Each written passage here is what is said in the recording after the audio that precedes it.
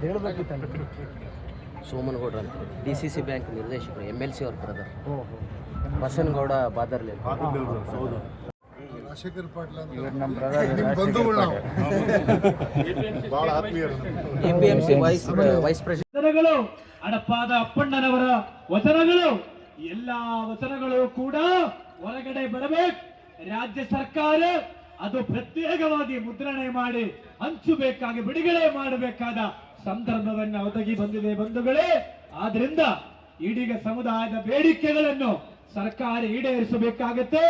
ಈ ಪಾದಯಾತ್ರೆ ಬೇಡಿಕೆ ಈಡೇರಿಸುವುದೊಂದೇ ಅಲ್ಲ, ಈಡೀಗ ಸಮುದಾಯ ಬದುಕಿದೆ ಅಂತಕ್ಕಂಥದ್ದು ನಮ್ಮ ಮಕ್ಕಳ ಭವಿಷ್ಯವನ್ನೇ, ನಮ್ಮ ಮೊಮ್ಮಕ್ಕಳ ಭವಿಷ್ಯವನ್ನೇ ರೂಪಿಸಕ್ಕೋಸ್ಕರ ಮಾಡತಕ್ಕಂಥ ಹೋರಾಟ ಪಾದಯಾತ್ರೆ. ಈ ಪಾದಯಾತ್ರೆಯಲ್ಲಿ ರಾಜ್ಯ ಸರ್ಕಾರಲ್ಲಿ ಮನವಿ ಮಾಡತಕ್ಕಂಥದ್ದು, ಆ ಕೇಂದ್ರ ಸರ್ಕಾರಲ್ಲಿ ಮನವಿ ಮಾಡತಕ್ಕಂಥದ್ದು, ಸಮುದಾಯದ ನೋವು. ರಾಜಕೀಯ ಇಲ್ಲ, ನಮ್ಮ ಧರ್ಮದಲ್ಲಿ ರಾಜಕೀಯ ಇಲ್ಲ, ರಾಜಕೀಯದಲ್ಲಿ ಧರ್ಮವನ್ನೇ ಇರಬೇಕಾದ್ರೆ ಇವತ್ತು ಸಾಧು ಸಂತರ ಪ್ರವಚನಗಳು, ಮಹಾತ್ಮರ ಪಾದಯಾತ್ರೆಗಳು, ಸತ್ಸಂಗಗಳು ಇದೆಲ್ಲ ನಾಡಿನಾದ್ಯಂತರ ದೇಶಾದ್ಯಂತರ ನಡೀತಾ ಇದೆ.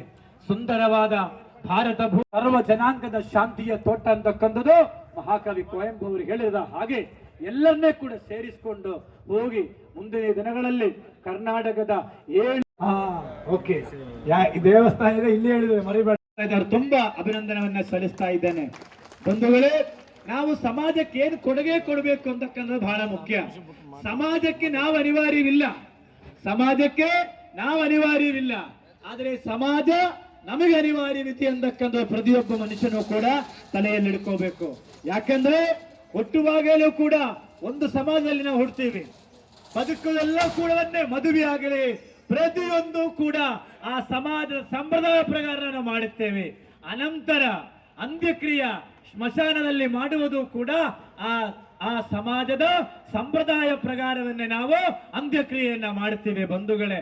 ಹಾಗಾಗಿ ದೇಶದ ಮೇಲೆ ಋಣ ಇದೆ, ಧರ್ಮದ ಮೇಲೆ ಋಣ ಇದೆ, ತಂದೆ ತಾಯಿ ಮೇಲೆ ಋಣ ಇದೆ, ನಾವು ಹುಟ್ಟಿದ ಜಾತಿಯ ಮೇಲೆ ಕೂಡ ನಮಗೆ ಋಣ ಇರಬೇಕು ಅಂತಕ್ಕಂಥದ್ದು ಎಲ್ಲರೂ ಯೋಚನೆ ಮಾಡಬೇಕಾಗಿದೆ. ಅದು ಯಾವ ಜಾತಿ ಆಗಲಿ, ಪ್ರತಿಯೊಬ್ಬರು ಕೂಡ ನಿಮ್ಮ ನಿಮ್ಮ ಜಾತಿಯನ್ನೇ ಕೂಡ, ಆ ಜಾತಿಯ ಸಂಪ್ರದಾಯಗಳನ್ನೇ ಕೂಡ, ಆ ಸಮಾಜದ ಗುರುಗಳನ್ನೇ ಕೂಡ ಜೊತೆ ಸೇರಿಸಿಕೊಂಡು ಹೋಗತಕ್ಕಂಥ ಕೆಲಸ ಎಲ್ಲರೂ ಕೂಡ ಮಾಡಬೇಕಾಗತ್ತೆ.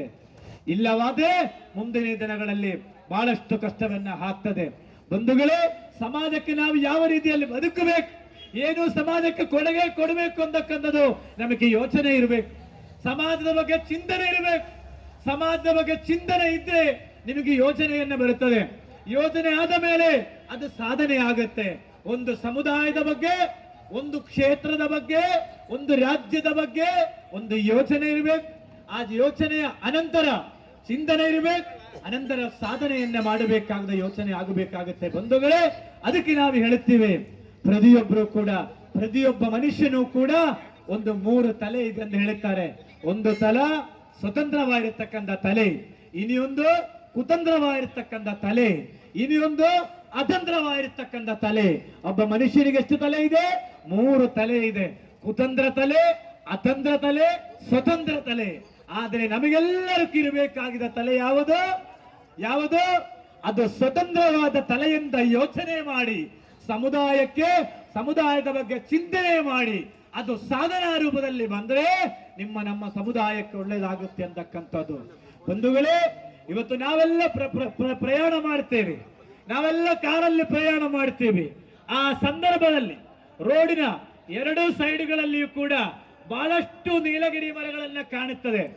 ಇಂಗ್ಲಿಷ್ ಅಲ್ಲಿ ನೀಲಗಿರಿ ಮರಕ್ಕೆ ಯೂಕಾಲಿಪ್ಸ್ ಅಂತ ಹೇಳ್ತಾರಲ್ಲ, ಆ ಯೂಕಾಲಿಪ್ಸ್ ಮರಗಳನ್ನ ಬಹಳ ದೊಡ್ಡ ಮರದಲ್ಲಿ ಕಾಣುತ್ತದೆ, ಬಹಳ ಎತ್ತರದಲ್ಲಿ ಬೆಳೆದಿರುತ್ತದೆ. ಆದ್ರೆ ಆ ನೀಲಗಿರಿ ಮರ ಏನ್ ಮಾಡ್ತಾರೆ ಅಂದ್ರೆ, ಆ ನೀಲಗಿರಿ ಮರದ ಕೆಳಗಡೆ ಒಂದು ಹುಲ್ಲು ಸಮೇತ ಬೆಳೆಯೋದಿಲ್ಲ, ಒಂದು ವೇಳೆ ಅದು ಬೆಳೆಯಕ್ಕೆ ಬಿಡೋದಿಲ್ಲ. ಆದರೆ ಬಾಳೆ ಮರ ಹಾಗೆ ಅಲ್ಲ. ಒಂದು ಬಾಳೆ ಮರ ನಾವು ನಟ್ರೆ, ಹಾಕಿದರೆ ಕೇವಲ 8 ತಿಂಗಳಿಗೆ 9 ತಿಂಗಳಿಗೆ ಆ ಬಾಳೆ ಮರ ಏನ್ ಮಾಡ್ತಾರೆ, ಸುಂದರವಾದ ಒಂದು ಬಾಳೆ ಗೊನೆಯನ್ನೇ ಹಾಕಿದರಕ್ಕೆ ಕೊಡ್ತಾರೆ.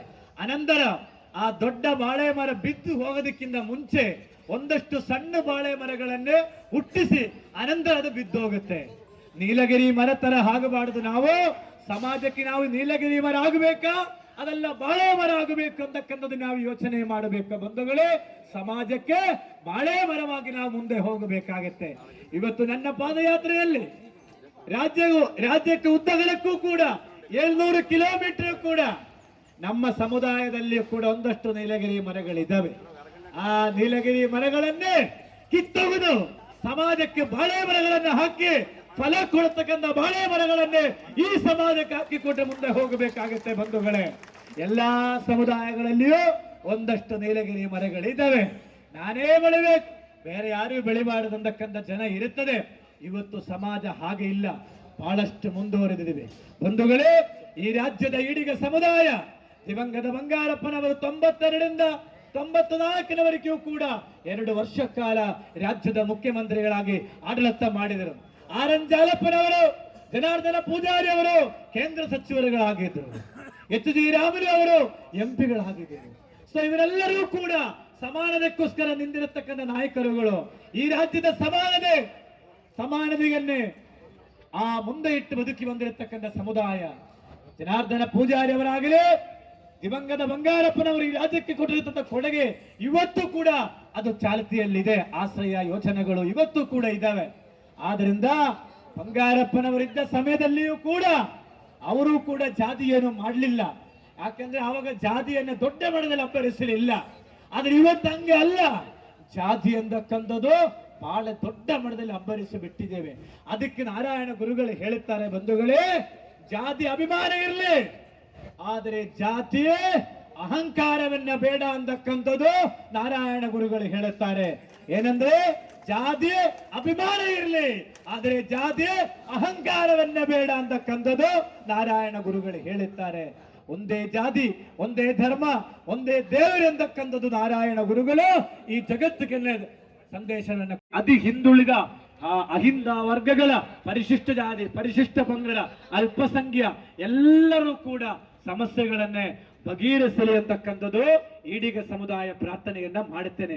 ನಾವು ನಮಗೋಸ್ಕರ ಅಷ್ಟೇ ಪ್ರಾರ್ಥನೆ ಮಾಡುವ ಸಮುದಾಯ ಅಲ್ಲ, ನಾವೆಲ್ಲರೇ ಕೂಡ ಒಟ್ಟಿಗೆ ತೆಗೆದುಕೊಂಡು ಹೋಗಬೇಕಾದ ಒಂದು ಸಮುದಾಯ ಅಂತಕ್ಕಂಥದ್ದು ತಾವುಗಳಿಗೆಲ್ಲ ಹೇಳಬಹುದು ಬಂಧುಗಳೇ. ಸಮಾನತೆಗೋಸ್ಕರ ನಾರಾಯಣ ಗುರುಗಳು ಹುಟ್ಟಿ 173 ವರ್ಷವಾಗಿದೆ. ಇವತ್ತು ಕೂಡ ಕರ್ನಾಟಕ ರಾಜ್ಯದ ರಾಜಧಾನಿಯಲ್ಲಿ ನಾರಾಯಣ ಗುರುಗಳ ಒಂದು ಪುತ್ಥಳಿಯನ್ನೇ ಸ್ಥಾಪನೆ ಮಾಡಲಿಲ್ಲ. ನಾರಾಯಣ ಗುರುಗಳ ಪುತ್ಥಳಿಯನ್ನೇ ವಿಧಾನಸಭೆಯ ಅಂಕಣದಲ್ಲಿ ಸ್ಥಾಪನೆ ಮಾಡಬೇಕಾಗುತ್ತೆ. ಅದರ ಜೊತೆ ಸೇಂದಿ ಕಳೆದುಕೊಂಡ ಕುಲ ಬಾಂಧವರಿಗೆ ಪ್ರತಿಯೊಂದು ಕುಟುಂಬಕ್ಕೂ ಕೂಡ 2 ಎಕರೆ ಜಮೀನನ್ನ ಮಂಜೂರು ಮಾಡಬೇಕಾಗುತ್ತೆ. ಈ ರೀತಿಯಲ್ಲಿ 18 ಬೇಡಿಕೆಗಳನ್ನ ಇಟ್ಕೊಂಡಿದ್ದೇವೆ. ಇವತ್ತು ರಾಜ್ಯ ಸರ್ಕಾರದಲ್ಲಿ ಈಡಿಗ ಸಮುದಾಯದಿಂದ 6 ಜನ ಶಾಸಕರಿದ್ದಾರೆ. ಅದರಲ್ಲಿ 4 ಜನ ಶಾಸಕರು, 2 MLC, ಅದರಲ್ಲಿ 1 ಮಂತ್ರಿಯೂ ಕೂಡ ಇದ್ದಾರೆ. ಆದರೂ ಕೂಡ ನಾವು ಪಾದಯಾತ್ರೆ ಮಾಡಬೇಕಾದ ಅವಶ್ಯಕತೆ ನಿರ್ಮಾಣವಾಗಿದೆ. ಆದ್ರಿಂದ ಕುಲ ಬಾಂಧವರಾಗಿರುವ ಶಾಸಕರುಗಳಿಗೆ, ಮಂತ್ರಿಗಳಿಗೆ ಸಿಂಧನೂರು ಸಮುದಾಯ ಈ ವೇದಿಕೆಯ ಮುಖಾಂತರ ಸಮುದಾಯದ ಬೇಡಿಕೆಯನ್ನೇ ಈಡೇರಿಸಿ ಅಂತಕ್ಕಂಥ ಮಾತು ನಾನು ಹೇಳುತ್ತಾ ಇದ್ದೀನಿ. ಇವತ್ತು ಮಾನ್ಯ ಮುಖ್ಯಮಂತ್ರಿಗಳು ಅವರಿಗೆ ನಾನು ಅಭಿನಂದನವನ್ನು ಸಲ್ಲಿಸ್ತೇನೆ. ಯಾಕೆ ಇವತ್ತು ಕುರುಬ ಸಮುದಾಯ ರಾಜ್ಯದಲ್ಲಿ ಎಲ್ಲಿಯೋ ಇದ್ದಿರತಕ್ಕಂಥ ಒಂದು ಸಮುದಾಯ, ಎಲ್ಲಿಯೋ ಒಂದು ಕುರಿಯನ್ನೇ ಸಾಕಿಕೊಂಡು ಬದುಕಿರತಕ್ಕಂಥ ಸಮುದಾಯ, ಇವತ್ತು ಆ ಸಮುದಾಯವನ್ನೇ ಕಳೆದ 7 ವರ್ಷದಲ್ಲಿ ಆ ಸಮುದಾಯವನ್ನೇ ಶೈಕ್ಷಣಿಕವಾಗಿ, ಸಾಮಾಜಿಕವಾಗಿ, ಆರ್ಥಿಕವಾಗಿ ಎಲ್ಲಾ ರೀತಿಯಲ್ಲಿಯೂ ಕೂಡ ಆ ಸಮುದಾಯವನ್ನೇ ಮೇಲೆ ತಂದಿರತಕ್ಕಂಥ ಕೀರ್ತಿ ಅದು ಸನ್ಮಾನ್ಯ ಸಿದ್ದರಾಮಯ್ಯನವ್ರಿಗೆ ಇರತಕ್ಕಂಥದ್ದು ಅಂತಕ್ಕಂಥದ್ದು ನಾವು ಅರಿಯಂಗಿಲ್ಲ. ಅದೇ ರೀತಿಯಲ್ಲಿ ಎಲ್ಲಾ ರಾಜಕೀಯ ಮುಖಂಡರುಗಳು ನಮ್ಮ ಸಮುದಾಯಗಳು ಕೂಡ ತಮ್ಮ ಸಮುದಾಯಗಳು ಕೂಡ ಜೊತೆ ತೆಗೆದುಕೊಂಡು ಹೋದ್ರೆ ಆ ಸಮುದಾಯಕ್ಕೆ ಸಾಂವಿಧಾನಿಕವಾದ ಹಕ್ಕುಗಳನ್ನ ಸಿಗುತ್ತೆ. ಮತ್ತೆ ಬಂಧುಗಳೇ, ಸಿಂಧನೂರು ತಾಲೂಕಿಂದ ಬಂದಿರತಕ್ಕಂಥ ಎಲ್ಲ ಕುಲ ಬಾಂಧವರಲ್ಲಿಯೂ ನಾನು ಮನವಿ ಮಾಡೋದು ಒಂದೇ, ಈ ಪಾದಯಾತ್ರೆಯನ್ನು ಫೆಬ್ರವರಿ 12ನೇ ತಾರೀಕು ಫ್ರೀಡಂ ಪಾರ್ಕ್ ಅಲ್ಲಿ ತಲುಪಲಿದೆ. ಆ ಫ್ರೀಡಂ ಅಲ್ಲಿ ನಡೆಯುತ್ತೆ. ಆ ಹೋರಾಟದಲ್ಲಿ ಸಿಂಧನೂರು ತಾಲೂಕು ಇಲ್ಲಿ ಬಂದಿರತಕ್ಕಂಥ ರಾಜಕೀಯ ಮುಖಂಡರಿಗೂ ನಾನು ಮನವಿ ಮಾಡುತ್ತೇನೆ. ಇಲ್ಲಿಂದ ನಮ್ಮ ಸಮುದಾಯಕ್ಕೆ ಬೆಂಗಳೂರಿಗೆ ಬರುವ ರೀತಿಯಲ್ಲಿ ತಾವುಗಳು ಕೂಡ ಅವರಿಗೆ ಬೆಂಗಳೂರು ಬರಕ್ಕೆ ವ್ಯವಸ್ಥೆಗಳನ್ನೇ ಮಾಡುವುದಲ್ಲಿ ತಮ್ಮ ಸಹಕಾರ ಕೂಡ ಇರಲಿ ಅಂತಕ್ಕಂಥದ್ದು ನಾನೆಲ್ಲ ಮುಖಂಡರಲ್ಲಿ ಕೂಡ ಮನವಿ ಮಾಡುತ್ತಾ ಇದ್ದೇನೆ. ಆ 12ನೇ ತಾರೀಕೆ ಪ್ರತಿ ಕ್ಯಾಂಪ್ಗಳಿಂದ, ಪ್ರತಿ ಹಳ್ಳಿಗಳಿಂದ ಈಡಿಗರಾಗಿ ಹುಟ್ಟಿದವರು, ಸ್ವಾಭಿಮಾನ ಇದ್ದವರು ಎಲ್ಲರೂ ಕೂಡ ಬ್ಯಾಂಗ್ಳೂರು ಬರಬೇಕು. ಈ ಹೋರಾಟ ನಮಗೋಸ್ಕರ ಅಲ್ಲ, ನಮ್ಮ ಮಕ್ಕಳಿಗೋಸ್ಕರ, ನಮ್ಮ ಮೊಮ್ಮಕ್ಕಳಿಗೋಸ್ಕರ ಸಂವಿಧಾನವನ್ನು ಎತ್ತಿಡಿಯುವ ಹೋರಾಟ ಇದು ಅಂತಕ್ಕಂಥದ್ದು ನಾವು ಮರಿಬಾರದು. ಬಂಧುಗಳೆಲ್ಲರೂ ಕೇಳುತ್ತಾರೆ, ಸ್ವಾಮೀಜಿಗಳೇ ಯಾವಾಗ ನಮಗೆ ನ್ಯಾಯವನ್ನು ಸಿಗಬಹುದು ಅಂತಕ್ಕಂಥದ್ದು. ಬಂಧುಗಳೇ, ಈಡಿಗ ಸಮುದಾಯ ಬರೀ ಕಳೆದ 5 ವರ್ಷವಾಗಿ ನಾವು ಹೋರಾಟದಲ್ಲಿದ್ದೇವೆ, ಏನು 16 ವರ್ಷಗಳು ಆಗಿರಲಿಲ್ಲ. ಹೋರಾಟವೆಂದರೆ ನಿರಂತರ